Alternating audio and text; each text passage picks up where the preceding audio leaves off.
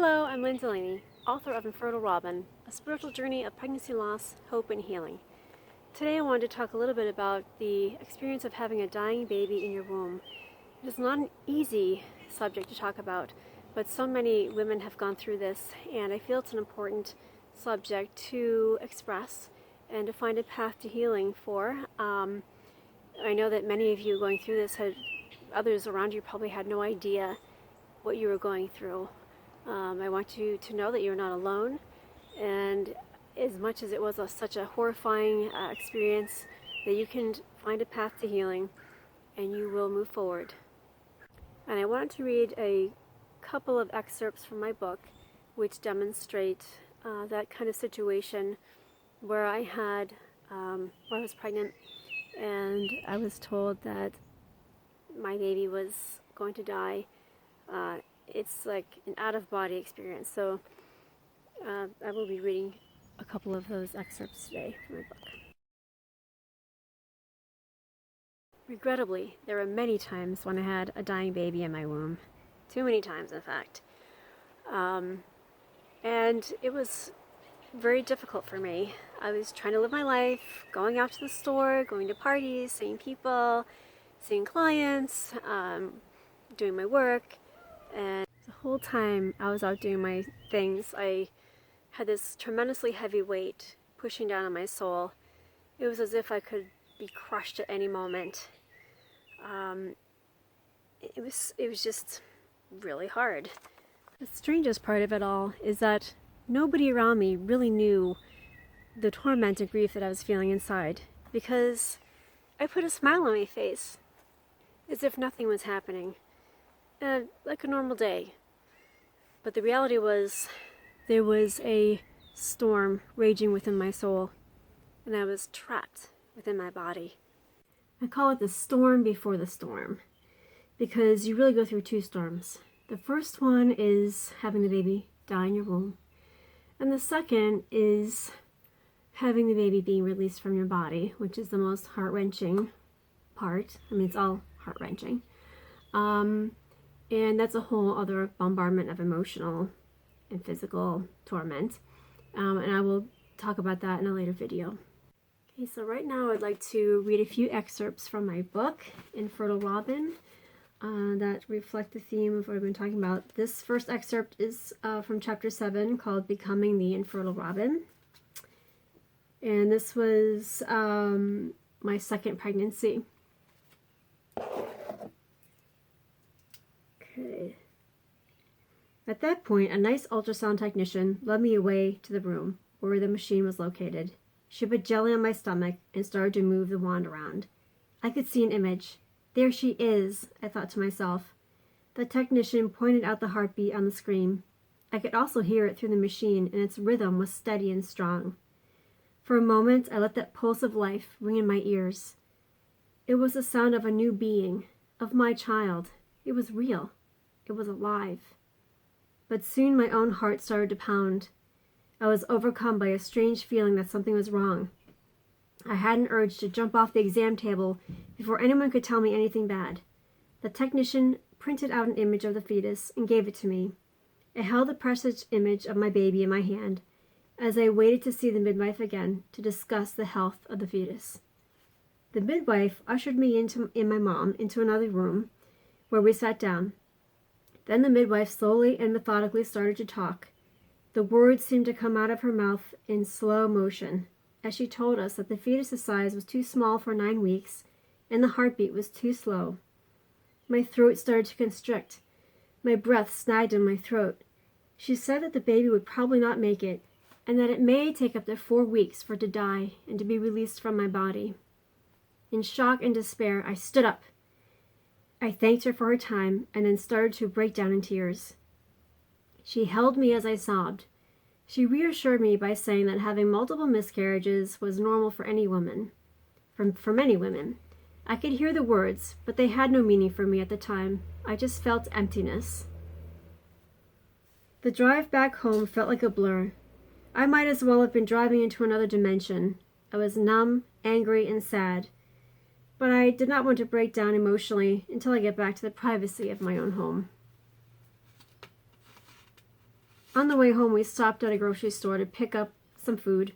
The bustling shoppers pushing their well-laden carriages toward their cars in the parking lot, it almost made it feel like any other ordinary day. But as I got out of the car, I felt like I was floating out of my body. A deranged soundtrack of the midwife's words kept echoing in my mind.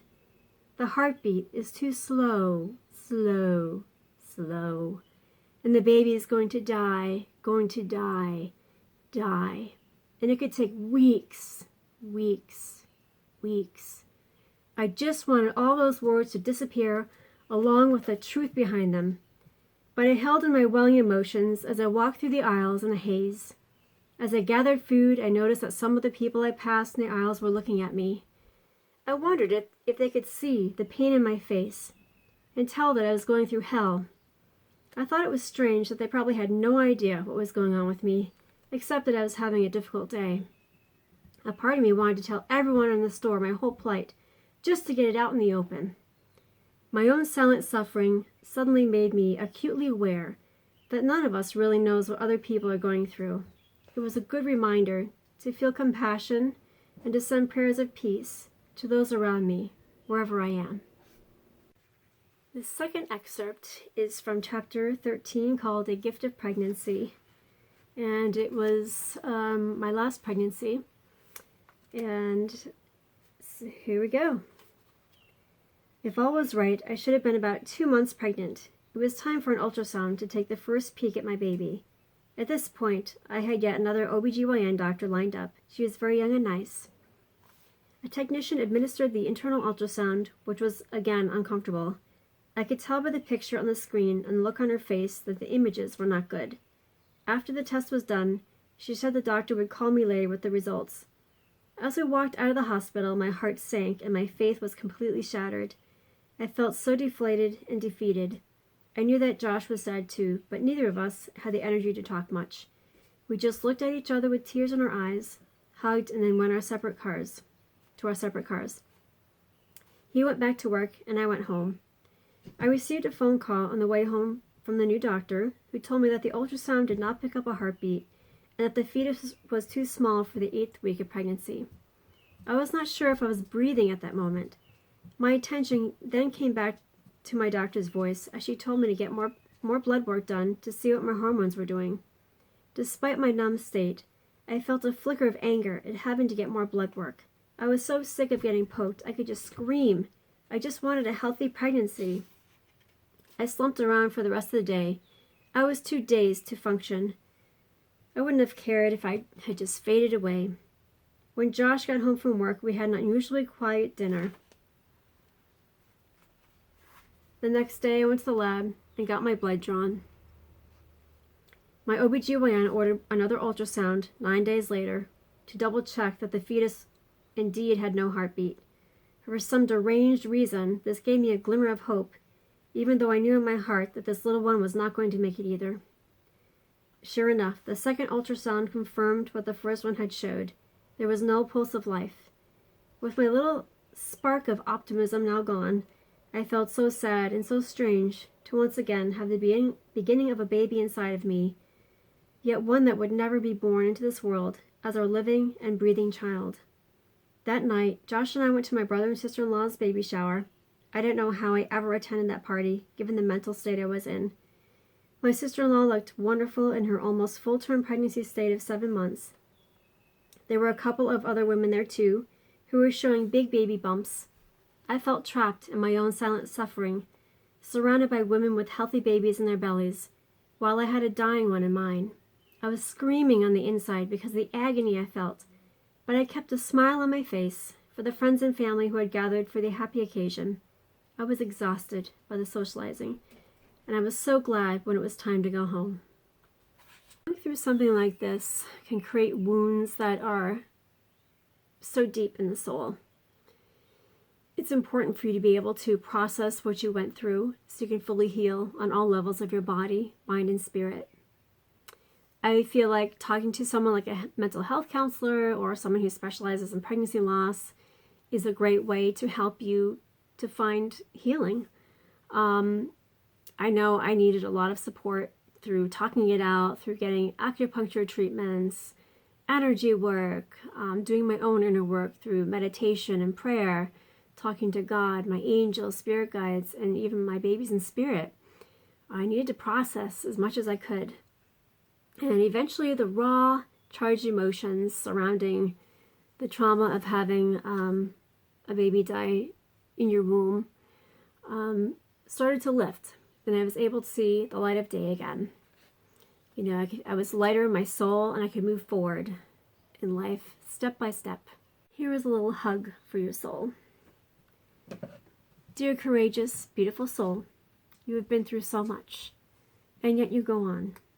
This is a testament to your strength and the power of resilience that carries your spirit. You are a strong, amazing part of creation, and you will find your way.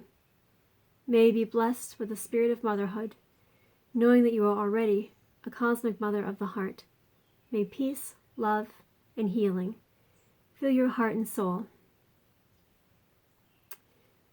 Please subscribe, like, and share if you are so inclined. Thank you very much for watching. Blessings to you.